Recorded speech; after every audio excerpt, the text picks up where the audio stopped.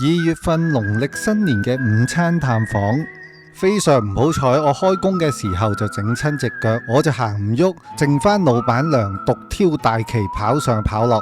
雖然我哋係午餐探訪，但係過年時候提供啲唔同口味嘅午餐俾老人家，佢哋都真係會特別開心㗎。尤其有啲行動不便嘅公公婆婆嚟講，我哋午餐探訪變成佢哋歡樂嘅期待啊！再加上老闆娘嘅口齒伶俐，佢每室每戶逐個老人家嘅拜訪，氹得啲老人家開開心心啊！